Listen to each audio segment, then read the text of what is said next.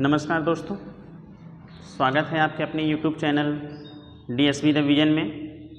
मैं दिनेश सर एक बार फिर से हम लोग संविधान की क्लास में पढ़ेंगे और इसमें आज हम लोग ये देखेंगे। देखिए, जब हमारा संविधान निर्माण किया गया तो इस संविधान के निर्माण के समय ही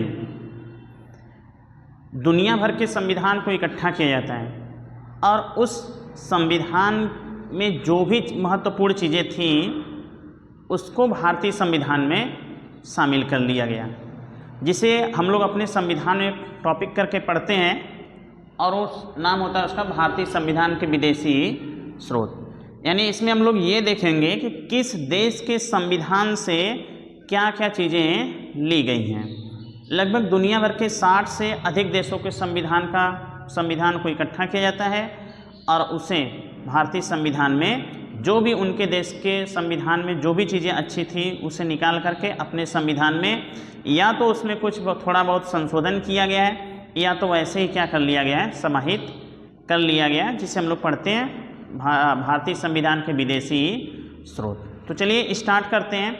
तो इनमें सबसे पहले हम लोग ये देखते हैं कि ब्रिटेन से क्या क्या लिया गया है। ब्रिटेन, ठीक है। तो इसमें पहले हम ये देखेंगे कि ब्रिटेन से क्या क्या चीज़ें ली गई हैं। अच्छा, ब्रिटेन से देखें तो है संसदीय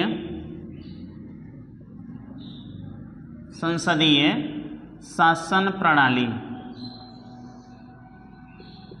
संसदीय शासन प्रणाली लिया गया है, ठीक है। यानी जैसे हमारे यहाँ संसदात्मक शासन प्रणाली है, ये कहाँ से लिया गया है? ब्रिटेन से लिया गया है। और देखें ब्रिटेन से और क्या लिया गया है तो है द्विसदनीय व्यवस्था। द्विसदनीय व्यवस्था, ये भी देखिए तो कहाँ से लिया गया है? ब्रिटेन से लिया गया है, ठीक है। और देखें तो है विधि का शासन। विधि का शासन कहाँ से? ब्रिटेन से। और देखें ब्रिटेन से क्या है? एकल नागरिकता। हमारे यहाँ जो नागरिकता का प्रावधान किया गया है ये एकहरी या एकल नागरिकता का प्रावधान है और ये कहाँ से लिया गया है? तो ये लिया गया है ब्रिटेन से, ठीक है। आगे देखें तो एकल न्यायिक प्रणाली। एकल न्यायिक प्रणाली, एकल न्यायिक प्रणाली जो ये भी देखे कहाँ से लिया गया है? तो ये लिया गया है ब्रिटेन से, ठीक है। और देखें ब्रिटेन से बहुत कुछ लिया गया है। इसमें आ जाती है आपकी विधि निर्माण की प्रक्रिया। विधि निर्माण की प्रक्रिया कहाँ से लिया गया? तो ये भी आपका है, ठीक है, ब्रिटेन से। तो ये प्रमुख चीज़ें आपकी यहाँ से लिया गया। कुछ अन्य चीज़ें भी ब्रिटेन से ली गई हैं, लेकिन हम लोग उन चीज़ों को देखेंगे जो हमारे एग्जाम के दृष्टिकोण से इम्पोर्टेंट है, ठीक है। अब आ जाते हैं अगला देश। तो अगला देश आता है आपका है आयरलैंड। इससे देख लेते हैं आयरलैंड से क्या लिया गया है? आयरलैंड, ठीक है।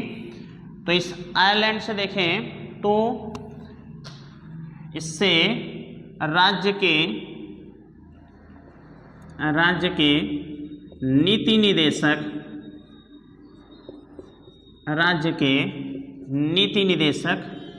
तत्व, ये देखेंगे तो राज्य का नीति निदेशक तत्व भारतीय संविधान का भाग 4 राज्य के नीति निदेशक तत्वों के बारे में उल्लेख करता है। फिर आगे देखें राज्यसभा में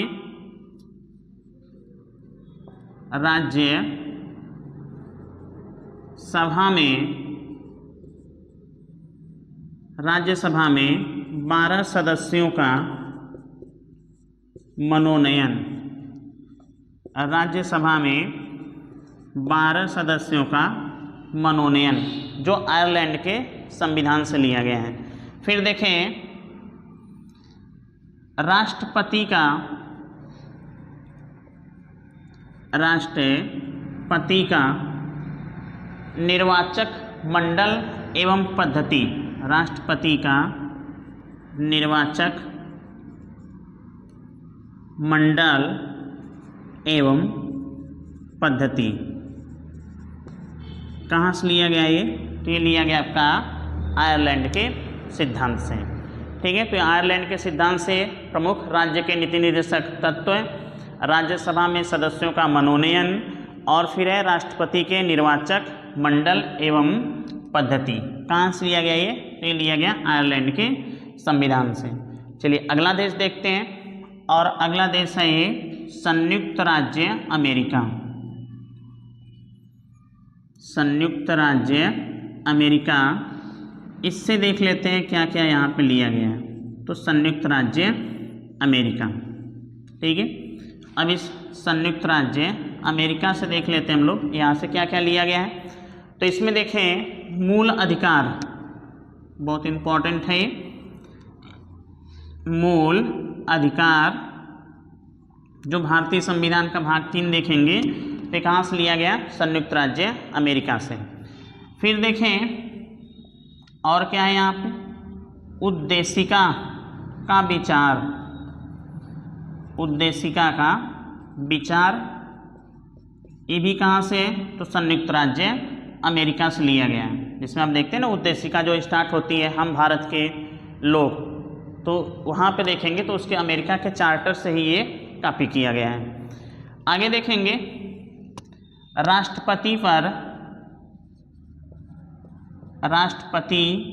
पर महाभियोग की, राष्ट्रपति पर महाभियोग की प्रक्रिया। अच्छा, भारतीय संविधान का अनुच्छेद 61 देखते हैं तो राष्ट्रपति को हटाए जाने के बारे में प्रावधान किया गया है। तो ये जो हटाए जाने का प्रावधान किया गया है 21 देश के संविधान से लिया गया है। तो ये लिया गया अमेरिका के संविधान से लिया गया है, यानी राष्ट्रपति को हटाए जाने की प्रक्रिया, जिसे महाभियोग के नाम से भी जानते हैं। ठीक है, अगला देखें तो अगला है स्वतंत्र न्यायपालिका। अगला है स्वतंत्र न्यायपालिका। इस स्वतंत्र न्यायपालिका का प्रावधान भी देखें तो कहाँ से लिया गया है? संयुक्त राज्य अमेरिका से लिया गया है। आगे देखें तो अगला अमेरिका से क्या लिया गया है? न्यायिक पुनर्विलोकन की शक्ति। यह है न्यायिक पुनर्विलोकन की, न्यायिक पुनर्विलोकन की शक्ति। ये देखिए न्यायिक पुनर्विलोकन की शक्ति भारत के पास है और अमेरिका के पास। ठीक है, फिर देखें उपराष्ट्रपति का पद। तो ये उपराष्ट्रपति का पद भी देखें कहाँ से लिया गया है? तो ये है आपका संयुक्त राज्य अमेरिका से उपराष्ट्रपति का पद। तो ये आपके कुछ प्रमुख हैं जो संयुक्त राज्य अमेरिका से लिया गया है। ठीक है, चलिए आगे देखा जाए तो अगला देश आ जाता है आपका ऑस्ट्रेलिया। देखिए यहाँ से डायरेक्ट एग्जाम में प्रश्न आपके बनते हैं, तो इनको आप बड़े अच्छे से तैयार कर लीजिएगा। अगला देश है ऑस्ट्रेलिया, और इस ऑस्ट्रेलिया से देखें क्या लिया गया है? तो प्रस्तावना की भाषा। ऑस्ट्रेलिया से देखें तो है प्रस्तावना की भाषा। पूछा जाता है आपसे प्रस्तावना की भाषा कहाँ से ली गई है? तो ये लिया गया ऑस्ट्रेलिया के संविधान से। ठीक है, आगे देखें तो आगे है अगला पॉइंट है समवर्ती सूची।